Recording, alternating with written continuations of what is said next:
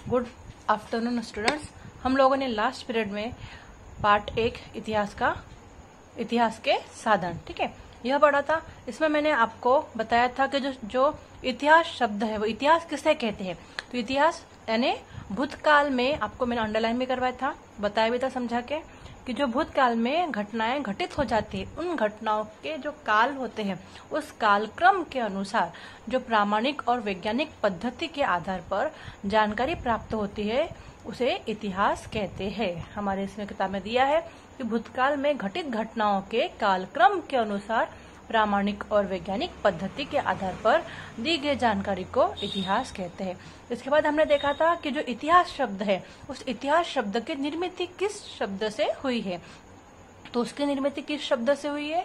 इति धन आस, इस शब्द से इतिहास शब्द की निर्मित हुई है। फिर हमने देखा था कि जो इतिहास है, इतिहास के दृष्टि से कौन सी बातें या कौन से घटक महत्वपूर्ण है।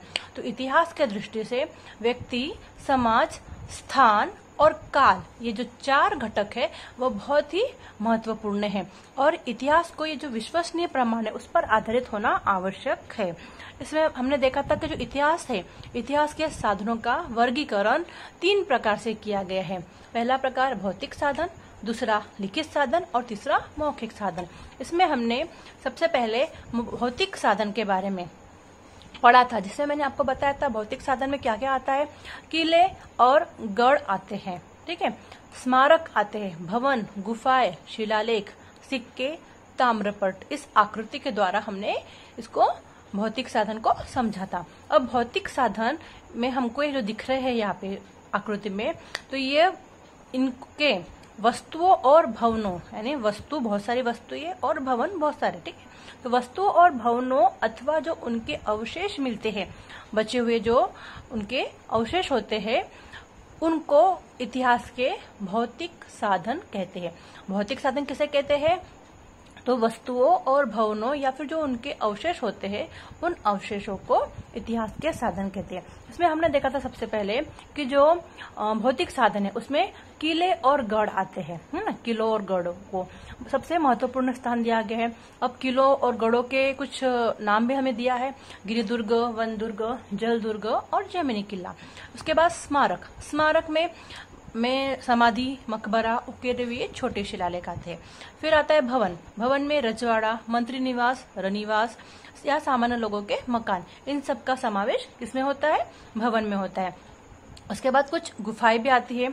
उसके बाद फिर हमको यहाँ पर पता चलता है कि उस कालखंड, यानी इन सभी बातों के द्वारा हमें वह कौन से काल की है, कौन से काल में घटित हुई है, उसके आधार पर हमें इन सब बातों के बारे में बोध होता है या जानकारी प्राप्त होती है। यानी उस कालखंड की उस समय में आर्थिक स्थिति कैसे थी, कला की ऊंचाई, निर्माण कार्य शैली और लोगों के जीवन स्तर की जानकारी, यह सब कुछ हमें इस कालखंड में प्राप्त होती है। किसके द्वारा पता चलता है? भौतिक साधन के द्वारा। और वास्तुकला है, उसमें भी उन्नति में परिचय हमें भौतिक साधनों के द्वारा प्राप्त होता है। उसके बाद हमने देखा था, यहाँ पर आपको पिक्चर भी दिया था और पिक्चर देख के आपको यहाँ पर समझाया था उकेरे हुए छोटे शिलालेख, है ना। यहाँ पर हमको दिख रहा है कि पत्थरों को उकेर कर यानी खोद कर उस पर हमें कुछ चित्र या आकृतियां नजर आ रही है, ठीक है। तो इतिहास के साधन के रूप में जो वहां पर शासक थे, यानी राजा जो शासन करता था, तो उनके द्वारा सोना, चांदी, तांबा जो धातुएं थी, इन धातुओं का उपयोग किया जाता था और इन धातुओं का उपयोग करके ढाले गए यानी जो सिक्के होते थे, उन सिक्कों पर कुछ उकेर कर या उस पर कुछ चित्र छाप कर यह सिक्के उस समय में महत्वपूर्ण माने जाते थे। कि कौन से धातुओं के? सोना, चांदी और तांबा, ठीक है। अब उसके द्वारा वहां पर जो शासक था वो कौन सा शासक था, उस समय कौन से शासक थे, उनका कार्यकाल किस तरह का था, उनकी शासन व्यवस्था, उनकी धार्मिक अवधारणाएं, उनके व्यक्तिगत विवरण, इन सब की जानकारी हमें भौतिक साधनों में दिखाई देती है। साथ ही उनकी आर्थिक गतिविधियां, इनकी भी जानकारी हमें इस साधन में प्राप्त होती है। उसमें हमने देखा था कि जो सम्राट अकबर है उनके कालखंड में जो सिक्के थे उन सिक्कों पर राम सीता का चित्र अंकित होता था, ठीक है। वैसे हैदर अली है, हैदर अली के काल में हैदर अली के जो सिक्के थे उस पर शिव और पार्वती की प्रतिमा दिखाई देती है। और जो पेशवा थे, पेशवाओं के सिक्कों में अरबी और फारसी भाषा का प्रयोग किया जाता था। यानी वहां पर जैसे हमको पिक्चर में दिख भी रहा है कि अरबी और फारसी भाषा में कुछ लिखा है, उस समय में अरबी और फारसी भाषा यह व्यवहार में प्रचलित थी। और हमको यहाँ पर हैदर अली के सिक्के का भी पिक्चर दिख रहा है जिसमें शिव पार्वती की प्रतिमा दिखाई दी थी और ये दिखाई दे रहा है। ठीक है, इसके बाद हमने देखा था कि शिलालेख किसे कहते हैं। तो पत्थर और दीवार पर उकेरे गए लेख, यानी पत्थर और दीवार को खोद कर उकेर कर जो लेख लिखे जाते हैं उन्हें शिलालेख कहते हैं। हमें उसमें कुछ एग्जाम्पल भी दिया है कि तंजौर में बृहदेश्वर मंदिर के परिसर में जो उकेर कर लिखे गए लेख थे, चालुक्य, राष्ट्रकूट, चोल और यादव शासकों के कार्यकाल में उकेरे गए शिलालेख हमें उस समय के अभी भी प्राप्त होते हैं। ठीक है, अब शिलालेख इतिहास लेखन का सबसे महत्वपूर्ण और विश्वसनीय प्रमाण भी माना जाता है। उसके द्वारा हमें पता चलता है शिलालेख के द्वारा कि उस समय की भाषा कौन सी थी, लिपि, समाज, उनके जीवन, इन सब घटकों के बारे में हमें जानकारी प्राप्त करने में सहायता प्राप्त होती है। किसके द्वारा? शिलालेखों के द्वारा। उसके बाद हमने देखा था ताम्रपट। ताम्रपट किसे कहते हैं? तो तांबे के पत्थर पर उकेरे गए लेखों को ताम्रपट कहते हैं। कि तांबे का जो पत्थर होता है उस पत्थर को खोद कर या उसको उकेर कर जो लेख लिखे जाते हैं उसे ताम्रपट कहते हैं। और ताम्रपट में जो उस समय का जो राजा था उन राजाओं के आदेश, निर्णय, इन सब की जानकारी उकेरी हुई होती है। किस पर? ताम्रपट पर। ठीक है, इसमें मैंने फिर आपको बताया था यहाँ पर कि ये सभी बातें जो है चैत्य, विहार, मंदिर, गिरिजाघर, मस्जिदें, अगियारी, दरगाहें, मकबरे, गुरुद्वारा, छतरी, शिल्प, विभिन्न कोनों वाले पक्के, गहरे और बड़े कुएं, मीनारे, ग्राम सीमाएं, शस्त्र, बर्तन, आभूषण, वस्त्र, हस्तकला की कलात्मक वस्तुएं, खिलौने, औजार, वाद्य आदि, ये सब क्या है?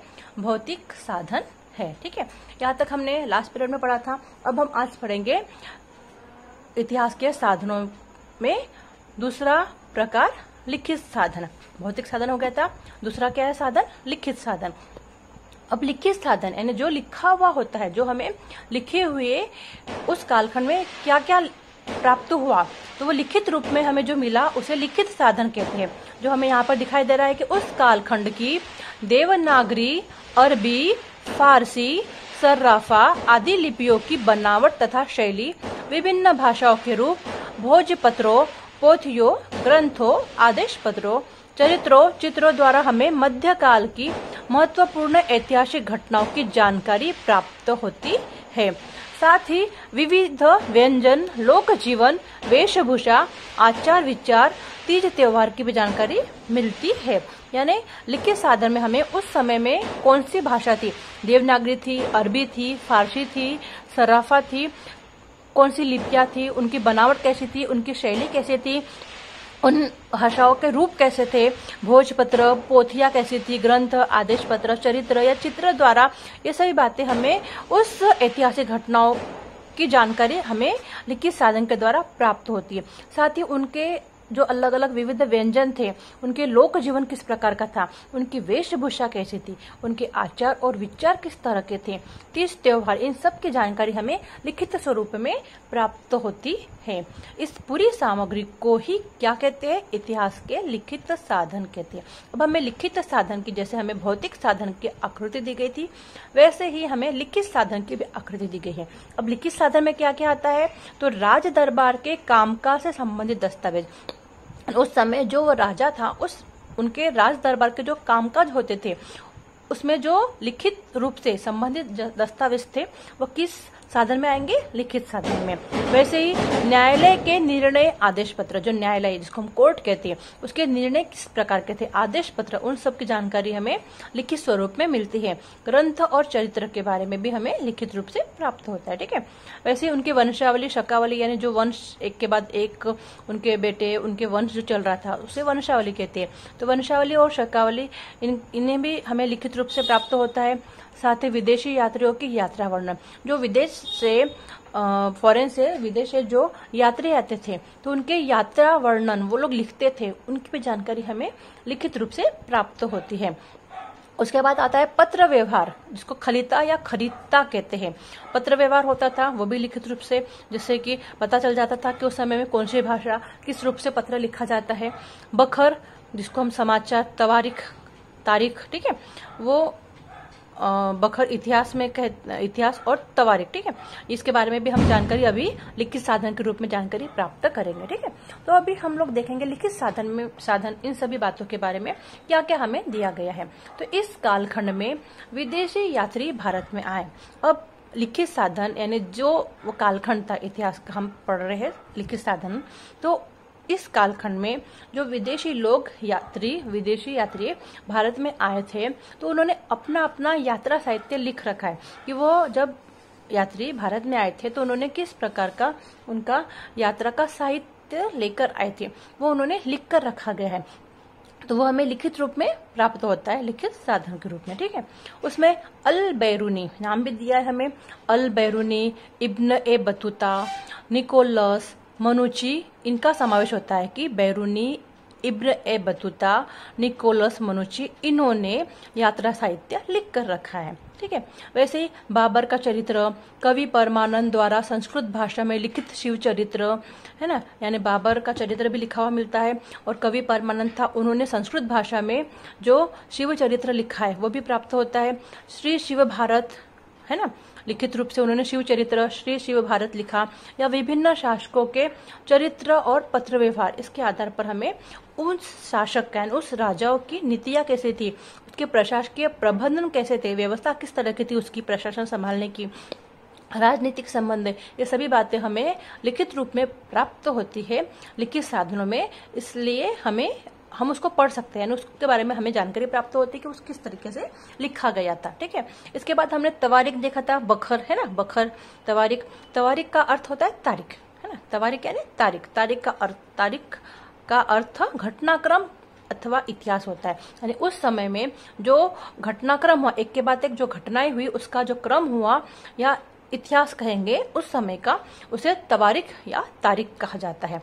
अल बैरूनी, जियाउद्दीन बरनी, मौलाना अहमद, यहया बिन अहमद, मिर्जा हैदर, भीमसेन सक्सेना आदि द्वारा लिखी गई जो तवारीखें थी वो अभी भी उपलब्ध है। यानी इन लोगों ने जो उस समय की घटनाक्रम लिखा था, इतिहास लिखा था, वो अभी भी उपलब्ध है। किस किसने लिखा था? अल बैरूनी, जियाउद्दीन बरनी, मौलाना अहमद, यहया बिन अहमद, मिर्जा हैदर, भीमसेन सक्सेना, इनके द्वारा जो उस समय में उस कालखंड में जो उन्होंने तवारीख लिखी थी वो अभी भी यानी लिखी गई जो तवारीख है वो उपलब्ध है।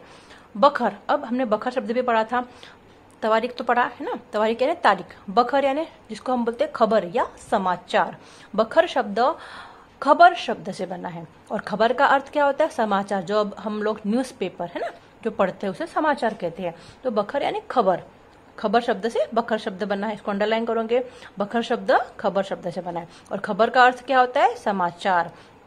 महाराष्ट्र में बखर इतिहास लेखन का एक प्रकार है, यानी बखर यानी समाचार है ना, खबर, इतिहास लेखन का एक प्रकार है। कहाँ पे? महाराष्ट्र में। ठीक है, बखर द्वारा तत्कालीन राजनीतिक घटनाएं, यानी बखर लिखने से यानी समाचार लिखने से जो उस समय तत्कालीन राजनीतिक घटनाएं हैं, जो हम लोग न्यूज़पेपर में भी पढ़ते हैं ना, अभी भी पढ़ते हैं। ठीक है, तो तत्कालीन राजनीतिक घटनाएं जो उस समय थी या अभी की भाषा व्यवहार, उस भाषा व्यवहार किस प्रकार का था, उनके सांस्कृतिक जीवन, सामाजिक स्थितियां जैसे घटकों को समझने में सहायता प्राप्त होती है कि उस कालखंड में जो बखर लिखी गई थी उन बखर के द्वारा वहाँ की तत्कालीन राजनीतिक घटनाएं किस प्रकार की थी, उनका भाषा व्यवहार, उनका सांस्कृतिक जीवन, सामाजिक स्थितियां, ये जो घटक है यह समझने में हमें सहायता प्राप्त होती है।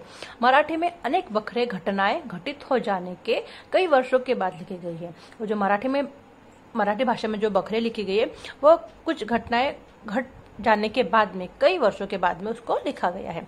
फलतः उनमें कई बार सुनी सुनाई जानकारी का पर बल दिया। तो हम लोग कभी कभी सुन कर नहीं, क्या सुना किसी ने कुछ बोल दिया, सुन लिया और सुनकर लिखी घटनाएं उस वैसी लिखी गई थी। ठीक है, महिकावती की बखर, यहाँ पे नाम दिया है महिकावती की बखर, सभासद की बखर, 91 कलमी बखर, चिटनीस की बखर, भाऊ साहेब की बखर, खरड़ा युद्ध की बखर आदि कुछ बखरे हैं। ये कुछ बखरे उनके नाम दिए हैं। समकालीन पश्चिमी इतिहासकार रॉबर्ट, जो समकालीन पश्चिम के जो इतिहासकार है उनका नाम है रॉबर्ट आर्म, MC स्प्रेंगल और ग्रांट डव। इनके द्वारा लिखित ग्रंथ भी महत्वपूर्ण है। ओके, अब हमको करके देखो मैं क्या बोला, पोवाड़ा आदिवासी गीतों का संग्रह बनाओ। इतिहास में पोवाड़ा यह प्रसिद्ध है। और पोवाड़ा किसका? शिवाजी महाराज, है ना। तो आपको पोवाड़ा यह बहुत सारे मिल जाएंगे। और आदिवासी गीत, इनका संग्रह करना है आपको, ठीक है। दूसरा है कि विद्यालय के सांस्कृतिक कार्यक्रम में उनको अब तो हमारा कोरोना की वजह से सांस्कृतिक कार्यक्रम फिलहाल बंद है, पर जब सब कुछ ठीक हो जाएगा तब सांस्कृतिक कार्यक्रम में आगे भविष्य में आप इनको प्रस्तुत कर सकते हो। ओके, तो हमने इतिहास के साधन में पहला मौखिक साधन पढ़ा, दूसरा लिखित साधन पढ़ा। अब तीसरा इतिहास के साधन में कौन सा साधन है? मौखिक साधन। मौखिक यानी बोलने वाला, ठीक है, जो हम लोग सुनकर या बोलकर, ठीक है। मौखिक साधन में क्या बोला है? लोक परंपरा में पीढ़ी दर पीढ़ी संक्रमित होती रही ओविया, चक्की के गीत। अब जो आपको पता है कि पहले चक्कियां नहीं थी तो वो जाता होता था, उस पर औरतें गेहूं या दाल कुछ भी बैठ जाते थे, 2-3 औरतें है ना, और उसको गोल गोल घुमा घुमा कर वो पीसती थी। उसको क्या कहते हैं? चक्की की गीत, यानी बैठकर गाना गाना। लोक परंपरा से चलते आ रहा है पीढ़ी दर पीढ़ी कि ओविया, यानी ओविया गाते थे और चक्की पर दाल या गेहूं पिसते समय वो चक्की पर गीते गाते थे। लोकगीत उस समय के, या अभी भी कुछ गीते प्रचलित थे। पोवाड़े आपको बता चुकी हूँ मैं। कहानियां, दंत कथाएं, मिथ कीय गाथाएं आदि द्वारा हम लोक जीवन के विविध पहलुओं को समझ सकते हैं। इन साधनों को इतिहास के मौखिक साधन कहते हैं, यानी बोलकर जो साधन जमा किए जाते हैं, एकत्रित किए जाते हैं, समझे जाते हैं, उन्हें मौखिक साधन कहते हैं। मौखिक साधन में हमने क्या क्या देखा?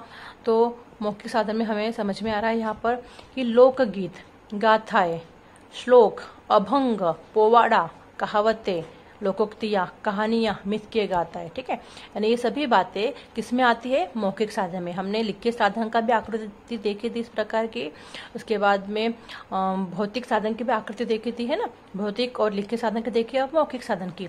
मौखिक साधन में भी हमें दिया है कि लोकगीतें, मौखिक साधन में क्या क्या आता है?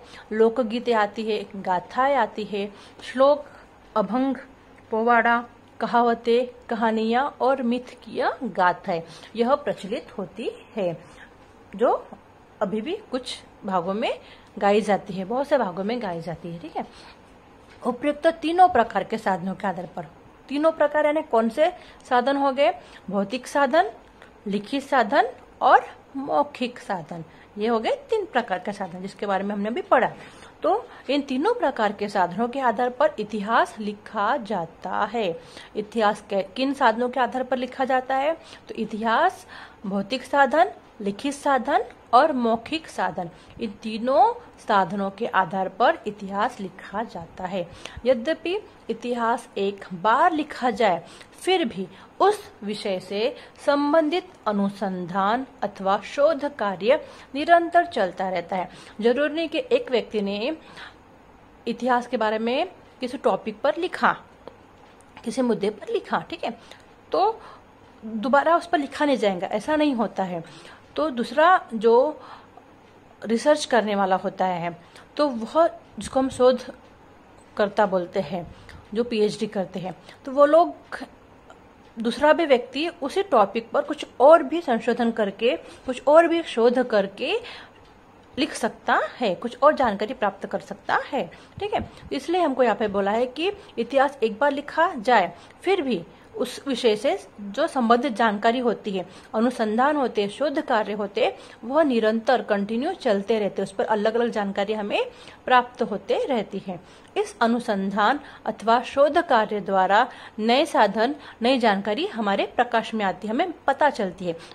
अलग अलग शोधकर्ता उस पर शोध कार्य करते हैं, जिसकी वजह से हमें नई नई जानकारी पता चलती है। उसके आधार पर इतिहास का पुनर्लेखन करना पड़ता है, दोबारा उस नई जानकारी के आधार पर उसको पुनः लिखा जाता है, पुनर्लेखन करना पड़ता है। जैसे हमारे दादाजी दादी जी के समय की, है ना, माता, यानी हमारे जो दादाजी दादी थे उस समय की, माता पिता के समय की, है ना, जब हमारे मम्मी पापा थे उस समय की, ठीक है।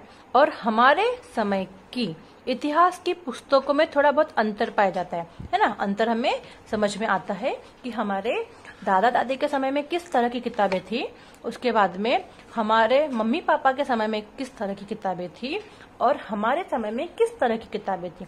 दादा दादी के समय में इस तरह की किताबें थी क्या, कैसी थी, तो आप उनको पूछ सकते हो, ठीक है।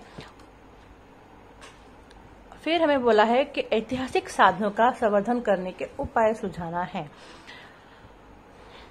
ऐतिहासिक साधनों का मूल्यांकन, अब हम करेंगे ऐतिहासिक साधन का मूल्यांकन। इन सभी साधनों को उपयोग में लाने से पूर्व कुछ सावधानी बरतना आवश्यक होता है।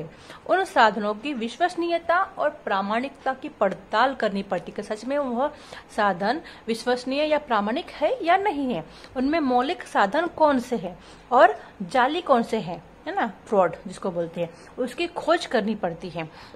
झूठे साधन का हम लोग लिखे तो उसका प्रमाण भी झूठा ही होगा, है ना।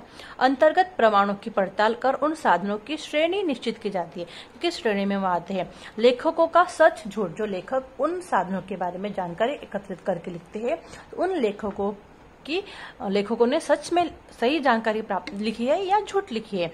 उनके व्यक्तिगत स्वार्थपूर्ण संबंध क्या है, कालखंड, राजनीतिक दबाव आदि का भी अध्ययन करना बहुत ही आवश्यक होता है। दी गई जानकारी सुनी सुनाई है या उन्होंने स्वयं देखी है, इसका भी महत्व होता है। किसी ने बता दिया और लिख लिया मन से, सुनी सुनाई वह नहीं चलता है। लेखन में प्रयुक्त अतिशयोक्तियां मतलब एक बात को बहुत बड़ा चढ़ाकर बताना, प्रतिमाएं, प्रतीक, अलंकार आदि का भी विचार करना पड़ता है कि किस समय में कौन सी क्या बात लगानी चाहिए। अन्य समकालीन साधनों के साथ उस जानकारी की पड़ताल करनी पड़ती है। प्राप्त जानकारी एकांगी, विसंगतिपूर्ण और अतिशयोक्तिपूर्ण होने की संभावना को नकारा नहीं जा सकता, अतः उनका उपयोग सूझबूझ के साथ किया जाना चाहिए। इन साधनों का उपयोग सदैव विश्लेषण के पश्चात करने की सावधानी बरतनी चाहिए। विश्लेषण करने के बाद में किस तरह से लगाना चाहिए, किस तरह से लगाया जाना चाहिए, इन सब बातों की सावधानी बरतनी चाहिए। इतिहास का लेखन करते समय लेखक की निष्पक्षता और तटस्थता को असाधारण महत्व रहता है। लेखक की किस बात को असाधारण और महत्व रहता है, तो इतिहास के लेखन करते समय जो लेखक होता है, लेखक की निष्पक्षता और तटस्थता, इसको असाधारण महत्व रहता है। ओके, तो बच्चा समझा आपको। आई होप आप सबको ये लेसन समझ में आ गया होगा कि हमने इतिहास के साधन इस पहले पाठ में क्या पढ़ा कि इतिहास के साधनों का 3 प्रकार से वर्गीकरण किया है। पहला कौन सा वर्गीकरण, भौतिक साधन, दूसरा लिखित साधन और तीसरा मौखिक साधन, जिसमें हमने भौतिक साधन में क्या क्या आता है, लिखित में क्या आता है और मौखिक साधन में क्या आता है ना, इसके बारे में हमने इस पाठ में जानकारी प्राप्त की। Okay, so good day.